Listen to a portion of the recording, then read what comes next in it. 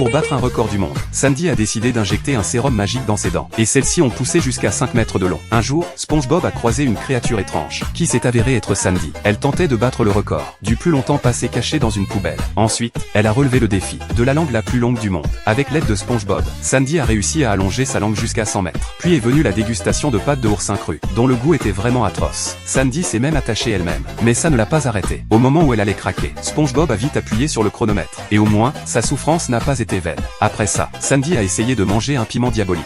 Dès la première bouchée, elle a craché un véritable jet de flamme. Elle a aussi tenté le défi de la plus grosse boule en élastique, où SpongeBob a failli se faire écraser, et le défi d'avoir le plus de noix dans la bouche, où SpongeBob était encore une fois le pauvre cobaye. Le pire défi fut celui de la scie électrique en jonglerie, où SpongeBob a été littéralement coupé en plus d'une dizaine de morceaux. Puis elles sont sorties, pour tenter de construire la plus haute pyramide de cartes. Mais Patrick a soudain pété un câble, et a détruit la pyramide avec un bâton. Heureusement, Sandy avait déjà réussi son défi. Même si Sandy a fait une pause, SpongeBob trouvait tout ça trop dangereux. Alors il s'est déguisé en robot, pour voler le livre des défis. Mais, il est tombé pile sur Sandy, qui tentait de battre le record, du plus grand nombre de robots détruits. Et SpongeBob a encore trinqué. Ce qui a le plus surpris SpongeBob, c'est qu'en réalité, Sandy avait déjà terminé tous les défis. Mais à ce moment-là, l'auteur du livre a expliqué que le livre avait été publié il y a 30 ans, et que Sandy n'avait donc pas battu de record. Par contre, SpongeBob a bel et bien établi un nouveau record, celui de la pire blessure, pour aider un ami.